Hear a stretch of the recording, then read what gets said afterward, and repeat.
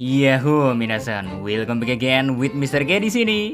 Oden, Oden, Oden. Sumpah, baru pertama kalinya Mr. K dibikin hype luar biasa sekaligus bingung akan arah cerita yang dibawa Oda Sensei mau kemana sebenarnya. Sampai-sampai saat Mr. K kemarin sedang asik-asiknya ngedit Hunter x Hunter Observation dan ngelarin naskah One Punch Man chapter terbaru, babang Reddit nampilin spoiler Oden masih hidup. Hype ini sampai membuat Mr. K heboh sendiri dan akhirnya aku bahas bareng sama kalian kan pakai unek-unekku di live stream. Oke, cukup basa-basinya. Mr. K langsung mulai aja dah bocoran spoiler detailnya. It's time, nyepoiling time. Cover judul diisi oleh Caesar yang memberi balon berisi gas kepada penguin-penguin kecil. Kayaknya masih cover request nih, jadi gak ada makna apapun. Lalu chapter dimulai di lantai utama pertunjukan. Sekrasman Apo kaget melihat kakek Iyo bisa menahan virus Ice Oni sampai bisa memanfaatkan efek virus tersebut untuk mengalahkan hampir semua anggota Oniwa Bansu dan Miyomawari Gumi. Di sisi lain, Disdrek saja setelah melihat apa yang bisa kakek Iyo lakukan, akhirnya mengerti kenapa negeri Wano ditakuti oleh dunia.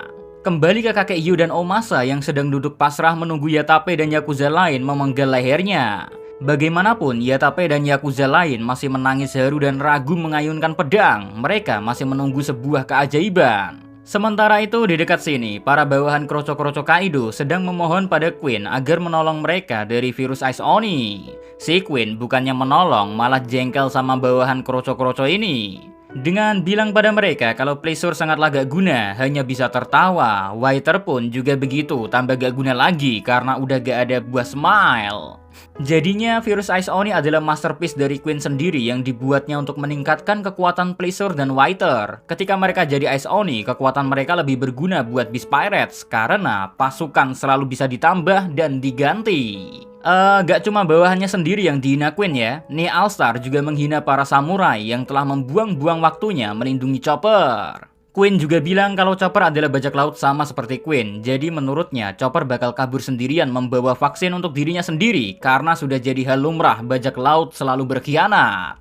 Ya, ucapan Queen seperti itu membuat beberapa samurai down, termasuk Yatape yang langsung menebaskan pedangnya diarahkan ke arah leher kakek Yo.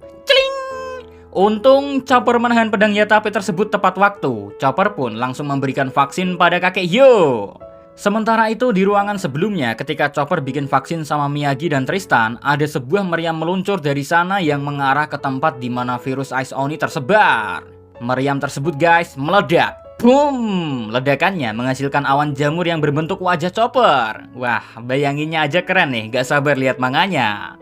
Lanjut, Chopper lalu memberitahu Queen kalau dia membuat vaksin biasa dan mendistribusikannya seperti biasa, waktunya gak akan cukup. Jadi, Chopper alih-alih membuat vaksin, Chopper malah membuat virus baru untuk menangkal virus Ice Oni secara khusus. Hasilnya, virus Chopper bisa digunakan lewat gas. Nah, bagi yang menghirup gas, otomatis sembuh dari virus Ice Oni. Wow, Queen jadi marah melihat kelakuan Chopper. Nih All-Star pun bertanya-tanya kenapa bisa dokter dari bajak laut recehan punya teknik semacam ini. Well, Chopper menjawab rasa penasaran Queen. Semua anggota SHP sudah pergi ke berbagai ujung dunia untuk melatih kemampuan mereka masing-masing. Mantap. Chopper bahkan menasihati Queen. Virus harusnya tak boleh digunakan sebagai senjata, karena yang menggunakan virus sebagai senjata pun tak akan bisa mengkontrolnya. Oda Sensei kok seperti nyinggung konspirasi nih. Entahlah. Lanjut lagi ke Queen yang gak terima bagaimana seekor rakun berani-beraninya mengajarinya. Queen pun marah dan menembakkan banyak peluru ke arah Chopper. Untung Pleasure yang sudah sembuh dari Ice Oni memblok peluru Queen. Kini Pleasure berhenti jadi kru Beast Pirates dan memutuskan akan bertarung bersama Chopper. Guys, tak jauh dari sini, Marco memuji Chopper. Lalu Marco pun terbang mencengkram leher Queen dan berkata pada Chopper tentang apa yang harus dia lakukan. Rusa kutub unyu-unyu ini pun langsung makan Rumble Ball, berubah ke mode monster, lalu ngampleng cangkeme Queen. Geteh metu songko cangkeme guys. Mantap. And Chopper pun langsung berkata, satu hal lagi, aku bukan rakun. Seketika semua orang penting yang ada di sini, mulai dari Marco, Disdrek, para Yakuza, mantan kroco-kroco Kaido, dan kakek Yogoro, melihat perubahan Chopper dan tamparan Chopper pada Queen, langsung pada kicap semua dan secara bersamaan pada minta maaf sama Chopper. Next, pindah tempat ke sisi Yamato, Momo, dan Shinobu. Di sini, Momo sangat marah pada dirinya sendiri karena semua orang terlalu berlebihan berharap padanya. Momo sadar diri dia lemah dan gak guna. Orang-orang terlalu berharap tinggi pada Momo. Shinobu mendengar tuannya berkata seperti itu, menghibur Momo kalau Momo sangatlah mengagumkan. Tapi bukannya senang, Momo malah jadi tambah marah, berteriak sama sekali tidak, sambil keluar dari baju Yamato dalam wujud naganya. Spontan guys, Yamato kaget bilang, "Apa? Welot?" Next, pindah ke ruangan CP0. Pemimpin CP0 memberi informasi pada kita. Di masa lalu, saat Angkatan Laut menangkap Kaido, mereka mengambil sampel Land Effector milik Kaido dan digunakan Dr. Vegapunk untuk membuat buah iblis buatan yang disebut Akuma no Mi. Ketika Akuma no Mi jadi, pemerintahan dunia meminta Dr. Vegapunk untuk memberikan Akuma no Mi pada mereka. Cuman Dr. Vegapunk menolak dengan bilang kalau itu Akuma no Mi ya adalah eksperimen gagal. Jadinya Akuma no Mi ditinggalkan di Punk Hazard.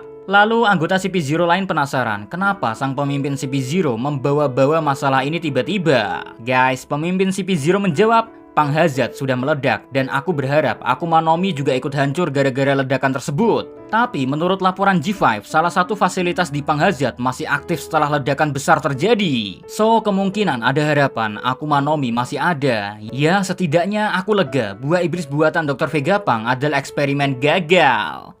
Majlep cok, informasi bagian spoiler CP0 ini membuka pikiran Mr. K langsung nyambung ke berbagai kejadian. Jadi nantikan manganya rilis, abis itu React One Piece versi ngaret rilis, baru dah konten 3N yang super edan muncul. Di kepala ini ya, udah kebayang-bayang pembahasan 3N ini bakal super koplak lah.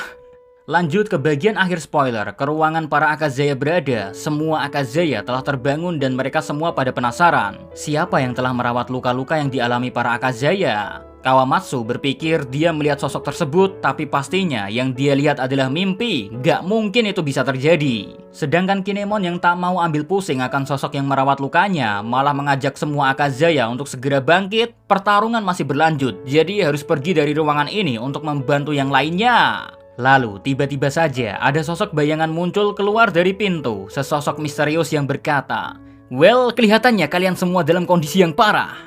Guys, ternyata sosok misterius tersebut adalah Kozuki Oden. Dia, Kozuki Oden, bukan halusinasi atau kacang terasi. Oden terlihat muda, sama seperti penampilannya sebelum dia meninggal.